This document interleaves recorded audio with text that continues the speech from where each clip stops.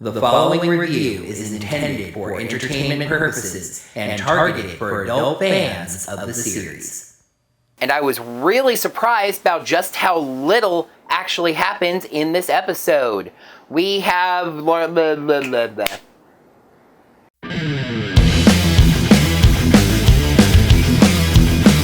Hello there, heroes. I'm the Orange Ranger, and welcome to another Kamen Rider Dragon Knight episode review.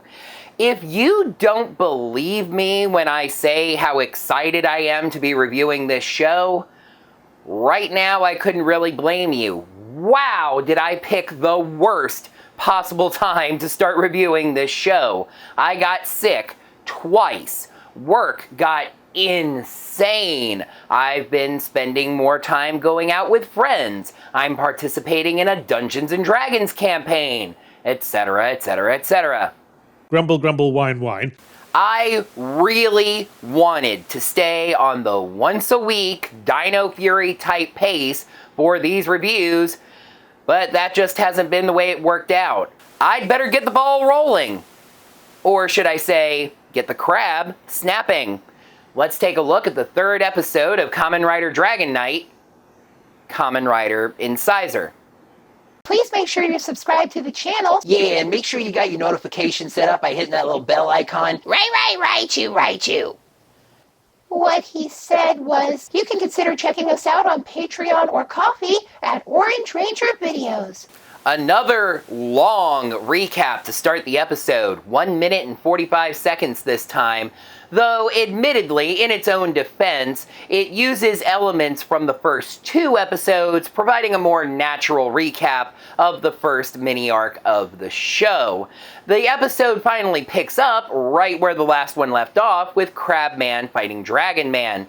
Meanwhile, on our side of the mirror, Batman is heading over to where the fight is, but when he gets there, he summons his belt and then stops, deciding to observe Kit instead as he fights, or rather, dodges and blocks.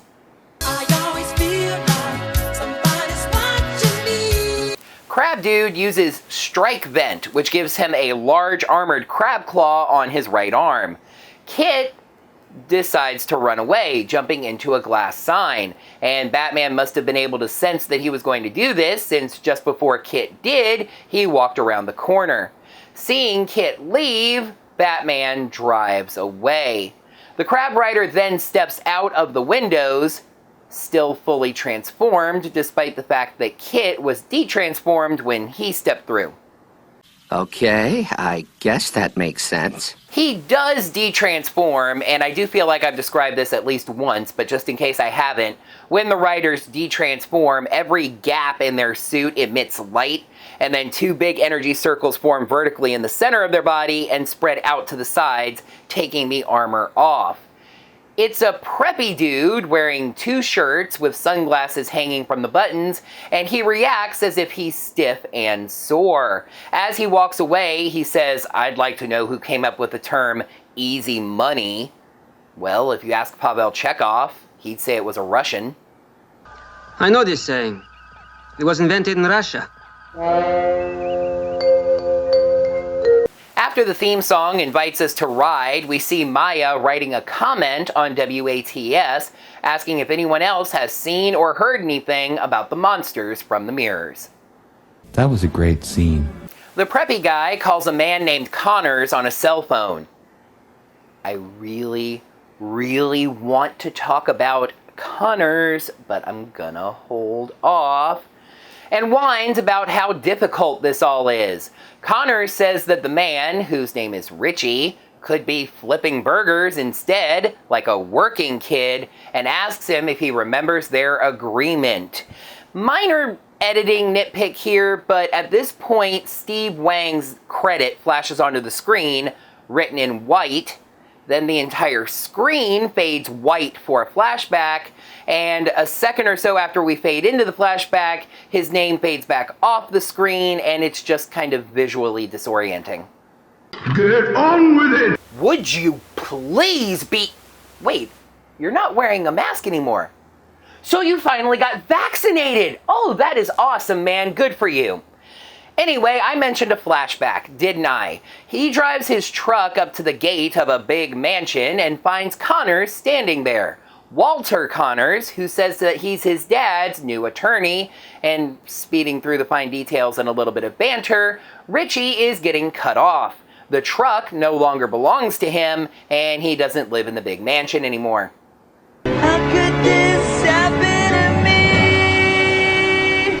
Connors takes Richie for a car ride, explaining that his dad wants him to work from the ground up and be his own man. Connors even admits that he's kind of on Richie's side here, feeling this is a little bit unfair, but it's his father's money and he can do whatever he wants to with it. Connors takes Richie to a burger place, showing him a sign holder and calling that a possible future career, before verifying that Richie has experience in martial arts. When he says he does, he offers Richie the chance to make $1 million and gives him the crab advent deck. And then the twist reveal, although I think we were all kind of sensing this from the word go. Connors checks his reflection in a car window, and the reflection is the purple monster that we keep seeing. So close. So close, but the plot has not established who the purple monster is just yet, so I'm gonna hold off a little bit longer. Back in the present, Richie said he just needed a little reminder, and when he sees a pretty girl checking him out, it's the boost he needed to keep his eyes on the prize. Oh, this is where this happens. Okay, this scene is rather infamous in American Toku for 2 reasons. Number 1, martial arts prowess, and number 2, sheer friggin' pointlessness. Batman, in human form, does a martial arts routine on the top of a building for over a solid minute. Now, spoilers, a minor theme of this episode is the need for training, but he is not training, he is just showing off. He is punching the air. He's flailing around a bow staff when his weapon in rider form is a sword. He then transforms and just stares out at the city. I know I just used this cutaway gag and I'm using it again, but I have never, ever used it with more emphasis than I am now. That was a great scene. Hey, speaking of sheer pointlessness, there's Lacey! She heads to the bookstore and whines to Maya about getting lunch on her lunch break, but Maya is checking comments on the blog. She gets an instant message, early 2000s, from a JTC, who is apparently a famous urban legend hunter or something. She knows who this is. He sends her a link to his private webpage, and there are pictures of the mirror monsters. Then Kit comes in, annoying Trent, but Maya is clearly taken with him, which Lacey notices. The two head to a back room, and we have another one of these scenes that I'm a little bit torn on. Establishing something that the audience is already aware of, but establishing that a particular character now knows about it. The mirror monsters are why Kit's dad disappeared. I mean, that has been pretty firmly established by now. It's not even spoilers. But has Kit? Well, apparently not, since Maya has to explain how almost all of the reports of disappeared people line up with sightings of mirror monsters. Grace shows back up and the two awkwardly part ways, with Trent giving Kit the stink eye and Lacey giving Kit the nice butt eye. Kit walks down the street, right past Richie, who follows him menacingly with the crab deck. But then Kit turns to a window and sees the Crab Rider. Listen, I know the Crab Rider's name is literally the title of this episode, but just go with me on this. Already in the mirror world, taunting him to follow. Kit transforms into Dragon Knight and they start fighting, with Kit actually first asking why they need to do this. Richie says that Kit has something that he wants. $1 million. Rendering that whole kata and transformation from earlier even more pointless, Batman has de-transformed but is still staring out at the city when he hears the sounds of battle. I'm guessing this is some kind of bat-themed ability, the ability to hear the mirror world. He gets on his motorcycle and drives away. ramped off a building and went.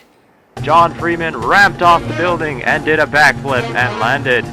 Kit gets beaten around a bit more before using a new card, Guard Vent, which gives him a shield that is basically the dragon's stomach and legs. Kit says that he doesn't have any money, and Richie agrees that he looks like a burger flipper.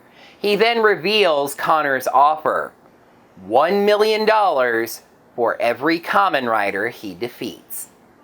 Kit gets beaten around some more as Batman heads to the scene, finally doing a neat little transformation thing in the world between on the motorcycle, where even the motorcycle itself is transformed.